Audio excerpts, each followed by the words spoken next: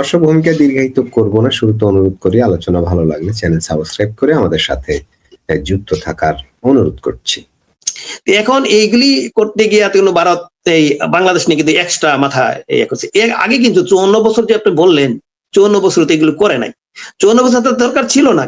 মাঝখানে একবারে হয়েছিল আপনার 2001 থেকে 2006, ওই সময় আমাদের দেশে যে সরকার ছিল তাদের সাথে ভালো একটা আন্ডারস্ট্যান্ডিং ছিল না, সেক্ষেত্রে তাদের একটা কিছু ফ্যাসাদ কিন্তু আপনার করতেই ছিল, যে কারণে তারা এখন আরো সতর্ক হয়ে গেছে। এখন যেহেতু গত 16 বছর খুব তারা ভালোভাবেই শান্তিতে ছিল, এই যে এই পাশে নিয়ে তাদের চিন্তা করতেছে না। পূর্ব পাশের যে সীমান্ত 4500 কিলোমিটার, এটা নিয়ে তাদের কোনো চিন্তাই করতেছে না। এবং দেখেন তারা একটা অনেক কাজ করছে। দেখেন বাংলাদেশকে সন্তুষ্ট রাখার জন্য ভারতের 10,000 একর জমি তারা ছেড়ে দিছে, এবং তাদের জন্য এটার জন্য তাদের আপনার সংবিধানের একটা আনছে আপনার, যেহেতু তাদের সীমানা চেঞ্জ করেছে, জমি যদি ছেড়ে দিছে 10,000 একর জমি যেহেতু বাংলাদেশকে দিয়ে দিছে, সেক্ষেত্রে তাদের আপনার ম্যাপ চেঞ্জ করতেছে। ম্যাপ চেঞ্জ করতে হলে আপনার সংবিধান চেঞ্জ করতে হবে কত, এবং ম্যাপও চেঞ্জ করছে। তাহলে কত বড় একটা কাজ কিন্তু করছে। কেন? একটা ভারত একটা নিরাপদ চাচ্ছে যে এই দিক দিয়ে কোনো ধরনের সমস্যা যাতে তৈরি না হয়।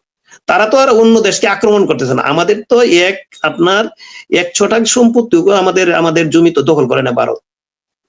ভারতের একজন সাংবাদিকের কাছে আমি এদিন সাক্ষাৎকার শুনলাম, উনি বলল যে ওই যে যুদ্ধের আমাদের যে স্বাধীনতা যুদ্ধের সময় ভারত যদি আপনার চাইতো ওই যে রংপুর ওই সব এলাকায় চিকেন নেকের যে আপনারা বলি যেটা আমরা এই সাইডটা আমাদের দিয়ে দিবেন, তাহলে ওই সময় কিন্তু তখনকার সরকার কিন্তু রাজি হয়ে যেত না। তো ভারত এটা চায় নাই, তারা তো নিঃস্বার্থ বাংলাদেশকে, তারা যদি অনেকেই আমাদের দেশের অনেকেই রাজনীতিবিদ যারা আপনার ভারত বিরোধী রাজনীতি করে, তারা বলে কি যে ভারত নিজের স্বার্থে বাংলাদেশকে উপকার করছে। এটা কোন ধরনের মানে বোকা হইলে, মানে কোন ধরনের হইলে মানে এই কথাটা কি হয়, মস্তিষ্ক বিকৃত এই কথা বলতে পারে? এই কথা কি বলতে পারে? বাংলাদেশের মানুষের স্বার্থ ছিল। এখন যদি শুনেন, যদি ভারত এখন যদি চিকেন নেকের ওই পাশে যেটা রংপুর দিনাজপুর ওই পাশে যদি এরা নিয়ে দিত তখন স্বাধীনতা যুদ্ধের সময়, তখন আমরা বলতে পারতাম যে ভারত তার নিজের স্বার্থের জন্য এই কাজ করছে। ভারত এই 1% সম্পত্তি তো আমাদের কাছে নেই, বরং তাদের দেশকে শান্তিতে রাখার জন্য, নিরাপদ রাখার জন্য বাংলাদেশকে তারা 10,000 একর সম্পত্তি দিয়ে দিছে। আরেকটা যে তথ্য আমি বলি, এটা কোনোদিন আমরা উঠাই নাই, এই যে আপনার সমুদ্র বিজয়ের যে কথাটা বলেন, সমুদ্র বিজয়টা কিন্তু এটা যদি ভারত যদি ইন্টারন্যাশনাল কোর্টে রাজি, যদি এটা যে আপনি যদি ভারত মায়ানমারের সাথে যে আমাদের মামলাটা হয়েছে আন্তর্জাতিক আদালতে, এটার নিয়ম হলো কি যে দুই পক্ষ যে যাদের সাথে এই সীমানা নিয়ে মানে সমস্যা, দুই পক্ষ যদি রাজি না হয় তাহলে ইন্টারন্যাশনাল আদালতে গেলে কোনো লাভ নাই। ভারত যদি বলতো না আমি তোমাদের সাথে এই ধরনের কোনো আলোচনাই করতাম না, আমি যেটা চাই এটাই আমি নিবো, মায়ানমার যদি বলতো আমি এইভাবে নিব, তাহলে কিন্তু ইন্টারন্যাশনাল আদালতে গেলে ওই মামলা হইল না, কিছুই হইল না, বাংলাদেশ মামলা করলেও কোনো কাজে লাগলো না। আপনি জিনিসটা বুঝতে পারছেন? মামলা যখন রাজি হয়েছে যে হ্যাঁ ভাই আমরা দুই ভাই মিলে যাই, আমরা ওই আন্তর্জাতিক আদালতে যাই, ওনারা যে ফয়সালা দিব সেটা। আপনি যদি বলতেন না ভাই আমি যাবো না, তুমি গেলে যাও, তুমি যেটা বলো, তাহলে কিন্তু এই মামলা কোনো কাজে লাগলো না। তার মানে ভারত রাজি হয়েছে দেখেই ইন্টারন্যাশনাল আদালতে যেতে পারছে। এটা হলো আইন, আন্তর্জাতিক আদালতের আইন হলো এটা। ভারত কিন্তু স্বেচ্ছায় গেছে, এখন মায়ানমারও গেছে, ভারতের সাথে তো মায়ানমারের একটা যোগাযোগ আছে। আর তখনকার আমলে চীনের সাথে বাংলাদেশ সরকারের একটা সুসম্পর্ক ছিল, চীনের সাথে মায়ানমারের সম্পর্ক, মানে সব মিলে একটা হইয়া ওরা আন্তর্জাতিক আদালতে গেছে।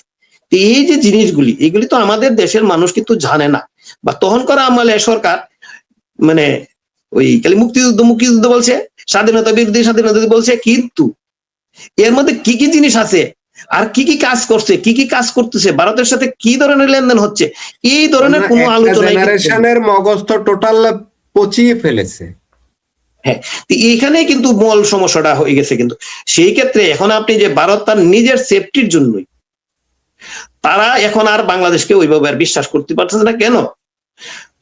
পাকিস্তান থেকে হুমকি দিছে, পাকিস্তানের আপনার লাস্টে একজন পাকিস্তানের বর্তমান ক্ষমতাসীন দলের একজন নেতা হুমকি দিছে যে বাংলাদেশের উপর দিকে চোখ তাকাইলে তারা হামলা করবে ভারতে। আরে ভাই তো কি বলছে বাংলাদেশের করে যে আমাদের হেল্প করো তুমি?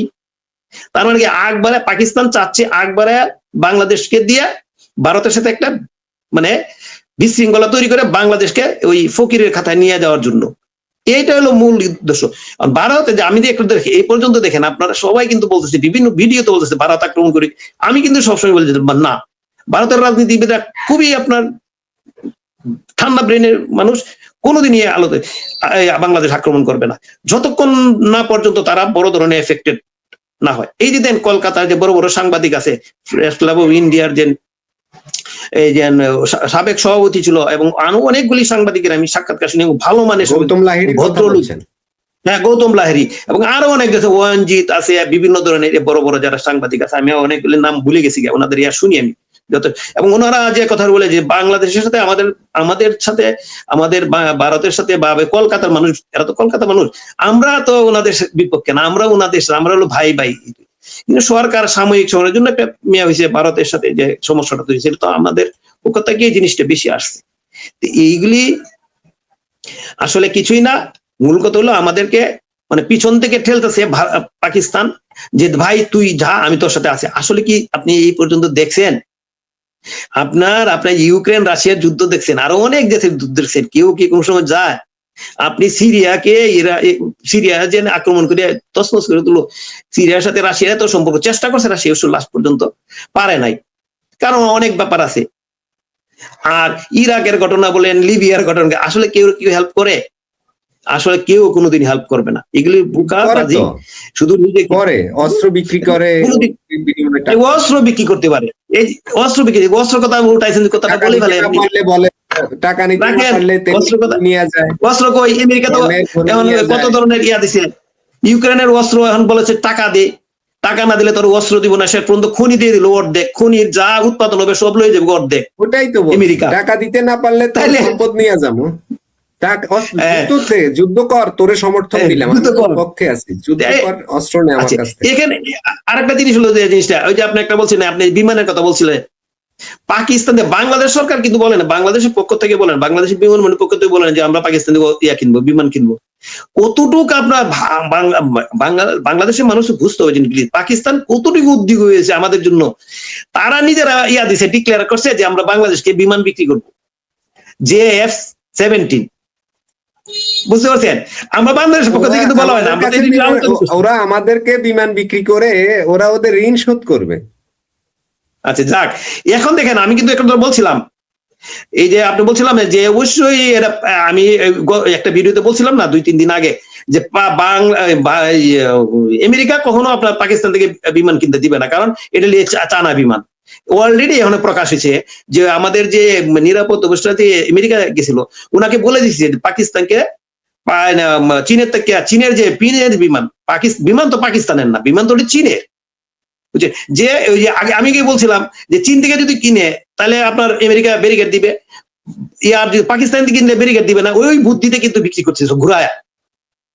কিন্তু আমেরিকা ঠিকই বুঝছে, আমেরিকা ডাইরেক্ট বলছে যে না, বিমান ওখান থেকে কিনতে পারবেন না। এখন কিন্তু প্রকাশ হয়েছে। এবং আরেকটা জিনিস, এই যে আমাদের যে ইয়ে আসছে, ওই যে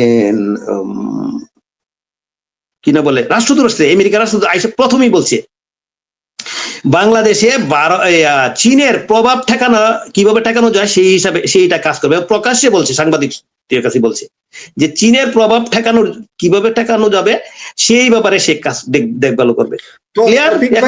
চীনের প্রভাব, আমেরিকা এখানে চীনের প্রভাব ঠেকাবে, আবার ভারতও চায় এখানে চীনের প্রভাব ঠেকাবে। তাহলে ভারত আর এই আমেরিকার পলিসি বাংলাদেশ নিয়ে এখানে এক জায়গায় এক সমান্তরালে চলে আসছে না?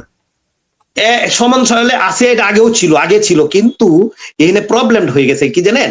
এই প্রবলেমটার জন্যই কিন্তু ভারতকে কিন্তু আমেরিকা সবচেয়ে বেশি সুযোগ সুবিধা দিয়েছিল প্রথম থেকে। ওই যে আপনার ইয়া আসছিল, ট্রাম্প আসছিল না, বা ভারতে আসছিল না, বলছে না মোদি আমার ভাই, মুমি আমার বন্ধু, আবার মোদি সাহেব আবার ইয়াতে গেছিল, এই যে ট্রাম্পের ইয়াতে গেছিল, উনাকেও কিন্তু ওই তার নির্বাচনী প্রচারে তার জন্য বলছে যে তাকে ভোট দেওয়ার জন্য ভারতবাসীকে বলছে, বলো না ডোনাল্ড ট্রাম্পকে ভোট দেওয়ার জন্য, ওই এইবারের আগের বার না, হ্যাঁ মনে হয় এবারের আগের বার। তো এখন এই যে জিনিসটা আমি বলতেছিলাম যে এখানে এই জিনিসটা ছিল, কিন্তু যখন এই ভারত এই যে রাশিয়ার তেল কিনতে গেল, এই তেল কেনার থেকে সমস্যাটা তৈরি হয়েছে আমেরিকার সাথে। আমেরিকাকে এখনো ভারতকে ছেড়ে দিচ্ছে না, ছেড়ে দিবেও না, কারণ তাদের এখানে অনেক বড় স্বার্থ জুড়েছে। এগুলো বিজনেস, কারণ ভারত একটা বিশাল বড় দেশ, যার এখানে 140 কোটি মানুষ আছে, তারা এখানে যায়, মানে ভালো একটা বিজনেস হয়, এটা একটা বড় ব্যাপার আছে। আবার ওই যে স্বার্থ একটাই, চায়নাকে আপনার মানে ইয়া করে রাখা, দাবা রাখার চেষ্টা। এখন এ নিয়ে তো কোনো আর লোক নাই, অন্য কোনো দেশ তো নাই যে চায়নাকে ধরার জন্য। এইটা সবসময় ভারতের সাথে চায়নার যেহেতু একটু মানে একটু কিনাটা পেশ আছে, ওইটা কাজে লাগাইতে এসেছিল আমেরিকা। কিন্তু ভারতের, আমি তো বলি যে ভারতের আসলে রাজনীতিবিদ এর খুবই আপনার ট্যালেন্ট। এই ট্যালেন্টের কারণেই এরা এই জিনিসটা বুঝতে পারে, দেখে ওরা ওই দিকে যায় না, ওই তারা স্বার্থটা টিকে নিয়ে নেয়, কিন্তু ওই আমেরিকার পক্ষে কাজ করে না। এইটা আলাদা করে জিনিস। এখন আসেন আপনি জিনিসটা, এই যে আপনার ঘাঁটিটার কথা বলছেন, আপনার ঘাঁটিটার কথা আসেন। আমেরিকা তার প্রয়োজনেই ভারতের সাথে সম্পর্ক রাখে মূলত। রাইট, বিষয়টা রাইট। দক্ষিণ আর এটা মনে করেন না, তো আমেরিকা পা ফালানোর মতো আমেরিকার কোনো জায়গা নেই। আর এটাও পারবে না, বাংলাদেশ এটাও পারবে না। জায়গা করে নিতে পারে আর কি বাংলাদেশে, তাহলে হয়তো একটা সুযোগ আসতে। আর একটা জিনিস হলো আপনার আমেরিকার অত বড় ক্ষমতা নাই যে ভারত আক্রমণ করে, এইটাও ক্ষমতা নাই। এই যে আপনার বিভিন্ন দেশে যে আক্রমণ করে, এইটাও ক্ষমতা নাই, কারণ ভারত ওই দিক দিয়েও শক্তিশালী আছে। আপনি চিন্তা করার কোনো কারণ নাই।